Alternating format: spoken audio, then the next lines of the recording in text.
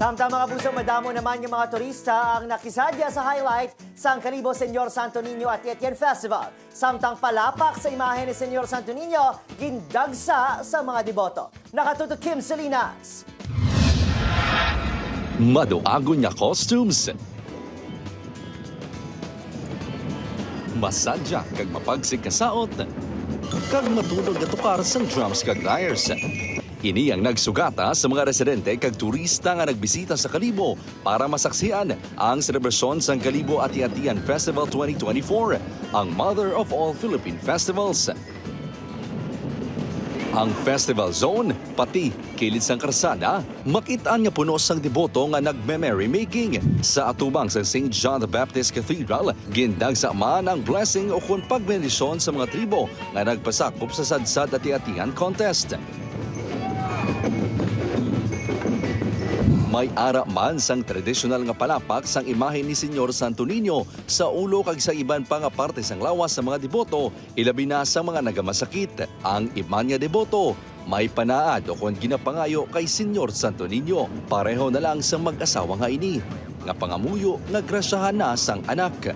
Kasama na din po yun. Kasi for 14 years na po kami mag-asawa, wala pa po kaming anak. Kaya pinipray din namin na sana kahit isa lang, mabigyan din po kami.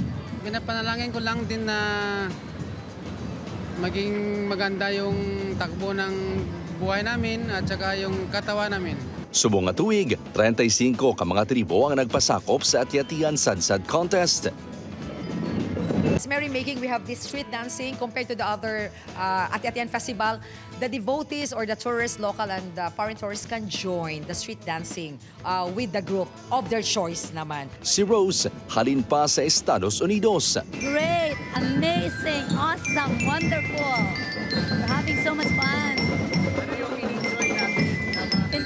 In-enjoy ko itong mga ati-atihan ng mga costume. And they're so and the dance, ang ganda ng pagka-dance nila. It was really beautiful. We're going to see a lot of tribes from around the nation.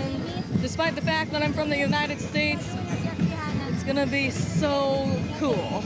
Para sa seguridad, masobra 2,000 ka mga police personnel ang gindeploy. Nanginhugot ang inspeksyon kag gindumilian ang pagdala sang backpack, bottled water kag matulom nga mga bagay.